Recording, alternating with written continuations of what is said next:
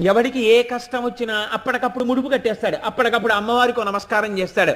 అమ్మా అనుగ్రహించమ్మా, నా పసుపు కుంకాలు నిలబెట్టమ్మా, నా బిడ్డల్ని కాపాడమ్మా, అమ్మా నన్ను రక్షించమ్మా అంటాడు. ఎవడు ఎక్కడ ఎప్పుడు ఎలా ప్రార్థన చేస్తాడో ఎవడికి ఎరుక. రాత్రి అయ్యేటప్పటికీ నేను పడుకుంటానయ్యా, మీ మొరలు వినలేను అని చెప్పి అమ్మవారు ఎప్పుడైనా అందా?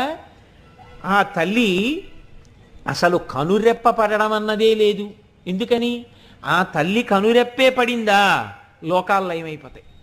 కాబట్టి ఆవిడ ఎప్పుడు ఎవరైనా అమ్మా నీ పాదాలు పట్టుకున్నానమ్మా అంటాడేమో నిజాయితీగానని రాత్రింబవళ్ళు తల్లి అలా చూస్తూనే ఉంటుంది. ఎవరైనా కానీ అమ్మా అని గట్టిగా ఆర్తితో నమ్మకంతో పిలిచారో అంతే, ఉత్తర క్షణం ఆ తల్లి అనుగ్రహించి పలికేస్తుంది అంతే. అమ్మవారు పలకడం అంటే ఎంత విచిత్రంగా ఉంటుందో తెలుసా అండి? నాకు తెలుసుండి